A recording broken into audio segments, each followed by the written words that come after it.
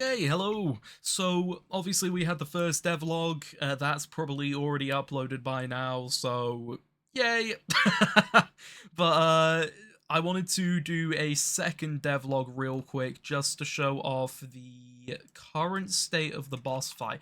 Now my brain is a bloody amalgamation. It works in such a strange way because uh, realistically, I should not be working on the boss fight before I finish the main AI of the game. But I decided it would be a great idea to get some other bits done on the AI itself before I start going on and doing the rest of the tutorials for that one. I mean, I'm waiting for more tutorials to be released for the chasing AI throughout the game, so might as well work on the boss fight, and then at some point I'll start working on all of the inner puzzles and working machinations of the game to give you the best entertainment I can. So, let's have a quick look at the sorry, bloody reflux. Let's have a quick look at the boss fight. So, if I quickly just hop in, you'll see it can spot me immediately. If you're in a boss fight, you don't want to be able to, unless you're specifically making it so you can hide from it, you don't really want to be able to hide from it. So, if I quickly pick up this gun, yep, that's right, you will be getting a gun at the end of the game, but it won't be until the end of the game that you get the gun. But since I have the gun, I can now shoot the big boy. If I stand in front of him real quick, let me just show you here. He does do his hits. So he does a punch and he does a swing. Now there's gonna be some hidden lore in the game that sort of justifies a lot of the thought behind this character and why he's doing quite human-like things.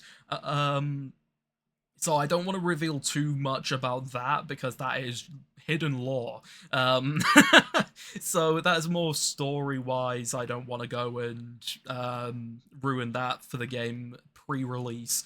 But as you can see, he does a overarm swing attack, and he also does. Okay, he's doing that attack again. He's doing that attack again. I really need to add more variations, but there we go. He does a punch. So his hits are quite heavy. He'll be doing 25 damage per hit, which means that you will be 4 shots, but you will have the potential to heal up if you already have some different items to heal with. Let's say you have like bandages, you'll be able to use them whilst you're in the boss fight, as long as you've saved up some. Now, as you can see, we do have a gun here. I am carrying it quite weirdly, but at the same time, once again, story lore reasons why you're carrying it like a doofus. But if we just shoot him here, boom, he's dead. Now, I do need to make some changes to how the gun works because currently this is just bad. It just shoots straight out. As you can see, yeah, he's dead. But health bar disappears, everything disappears. Huh. Well, that's not supposed to happen. Okay. Well, I need to figure out why that's happening. Yeah. Okay. But yeah. Great, I found a bug whilst doing a devlog. But yeah, you can shoot him to death. He does a little agony pose, and then when he dies, he'll spread his arms out, kneel down onto the floor, and perish. Boom. And then he's dead. And as you can see this time around, it's not doing that. I really don't know how that happened. Maybe he managed to attach himself to the gun? I don't know. That is wild. But yeah, the boss fight is currently very rudimentary. It will be upgraded quite a bit as I go along. I've got a ton of work left to do on the boss itself. I want it to have 4 different phases, so there's going to be a lot to it, which I haven't planned out, like I haven't written down yet. I know what I want the phases to be, but I just haven't gone too in depth with the plan. All I know right now is that I want 4 phases, and there's gonna be all sorts involved in like in terms of difficulty. As I said in the previous one, this is very similar to Alien Isolation plus Resident Evil, so in terms of that, I wanted to go for a sort of Resident Evil style boss fight. So that's why he's a big bulky fellow running around after you, trying to hit you and kill you. And then there's 4 different phases. One of the phases isn't going to be affecting you, it's going to be affecting something else. That will be shown as I currently go through the game. But yeah, there is going to be an absolute ton that I need to do to make this. And there's going to be a lot that I won't be able to find tutorials on, so I'm quite excited for trying to figure out how to do all these different bits and pieces, especially with the, I believe it'd be the 3rd phase. Yeah, 3rd phase. The 3rd phase of the fight is going to be quite interesting to make.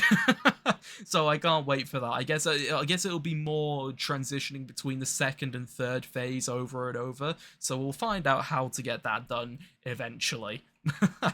But a few different pointers towards how the boss is working. I did show a little bit of this before in the previous devlog. As you can see here, we have the state tree for the boss. So it just goes 1 state, 2 state, 3 state, and then has all of its transitions. So as you can see, like, we go from idle, we then go to chase once it's seen something, then it goes from chase to melee attack once it gets close enough, and then everything leads to death. That is morbid, but everything leads to death once it is fully killed. Self-explanatory, but I mean, hey-ho. um, and yeah, we've got a ton of different stuff for the boss itself. I mean, you can see that there is quite a bit already, and there will be more. So we have the chase for the boss. We have all of the different melee attack parts. So we have the different timers for the hand traces. We've got the clearing of those timers and delays. We've got the montages, and it's randomized montages. I think I might try and add a couple more animations, once again, using Mixamo for the animations, apart from with the gun. The gun is a completely different piece of the puzzle. That's from the Fab Store. I will also be mentioning that in the credits at the end of the game once I've gotten to that stage. So there's going to be a ton of different bits and pieces that I'll need to make. We've got the 2 different hands sphere traces, 1 sphere trace for each hand. It makes it a lot easier to swap between the 2 if he's using different hands, because when he does the big overhand hit, he uses his left hand. When he does the punch, he uses his right hand. We also have the health bar sections. Now, one thing that I'm planning on doing is, the only reason why I put the health bar in there is because the tutorial that I'm following has a health bar. I'm going to try and tamper with it so that it doesn't show a health bar, because I believe that if it doesn't show a health bar, it's a lot more intense. You don't know when the boss is going to die. Obviously, right now, you kill the boss very quick, which I don't want. I want it to be able to die when it feels ready to die, which is not within seconds. So that's going to be changed. And we also have the taking damage for the boss. Once it gets below 0 health, it goes and does the death state, and then we go through the boss sequence where we play the agony montage, and then we play the death montage. If the health bar is still there, it'll remove that. And yeah,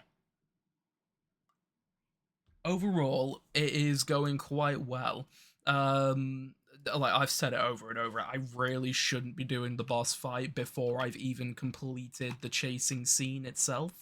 I still have the full map to make. I need to do all of the sound, I need to do the voice acting, I need to do the rest of the animations, I need to do all the different puzzles and mechanics that the player will be solving and doing whilst going around. I need to make interactions, cutscenes, so it is a lot of work cut out for me, but I am excited to continue doing it.